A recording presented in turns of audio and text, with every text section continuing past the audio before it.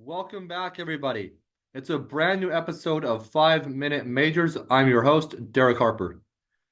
Well, it finally happened. It finally happened. The news that everybody has been waiting months for, weeks for, even longer, years for. It was announced this past week, just a few days ago, that we are now allowing CHL players to go to the NCAA ranks starting next season. This has kind of been building up and expected at least this season because there was a player that kind of sued his way into the NCAA, interestingly enough, from the Regina Pats to the Arizona State Sun Devils. So we have that obviously. And just recently, a player said that he will be going to Bowling Green State University, obviously in the state of Ohio. And so we're now seeing this. The CHL thinks it's a great thing for them. They will now get bigger player pools, obviously, because less players will probably be choosing the BCHL or the Canadian Junior A circuit, really, or the USHL or the NAHL.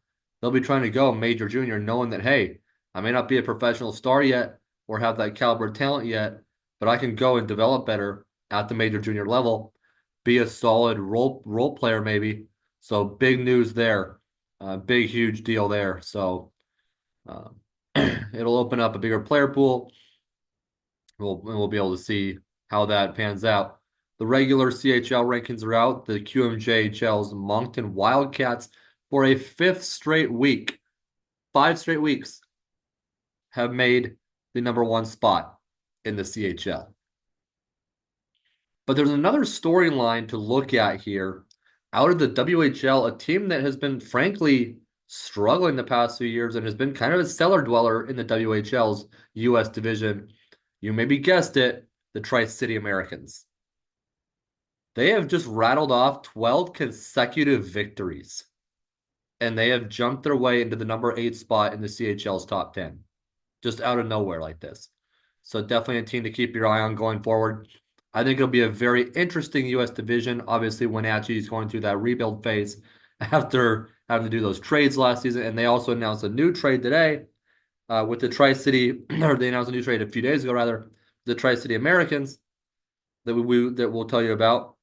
Not a huge deal, but Wenatchee should be noted they have made quite a few trades this season, almost like one after another. Last week they made two or three.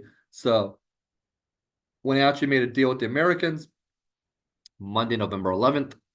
They had acquired 2005 born forward Sean Rios. He's a young guy. This is his first season in the WHL.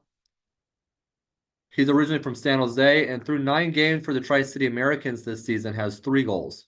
So nothing huge, but might be that role player that maybe Bliss and the coaching staff with Wenatchee, Don Knockbauer, and Chris Clark can really get the guy going. Maybe.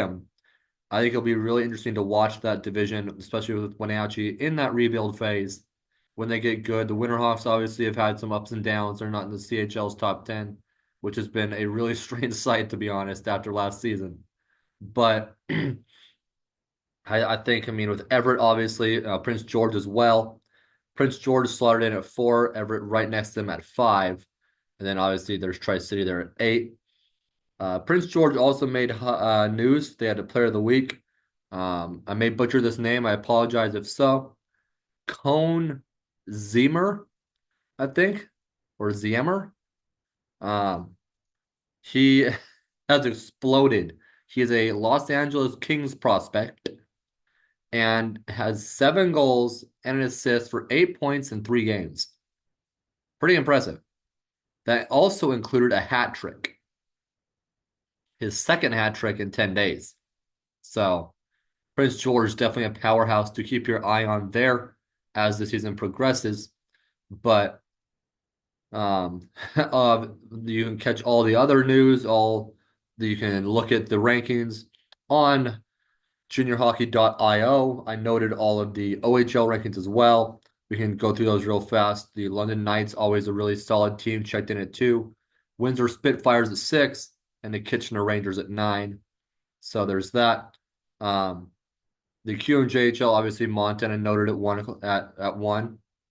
The Rimouski Oceanic checked in at 7, and I may butcher this as well, so I apologize. Chiku Timmy Sagunenis. So obviously some French name, but they checked in at 10 to round it out for the QMJHL. Obviously down one team from last week with a new addition of the Tri-City Americans in the rankings this week. So that is all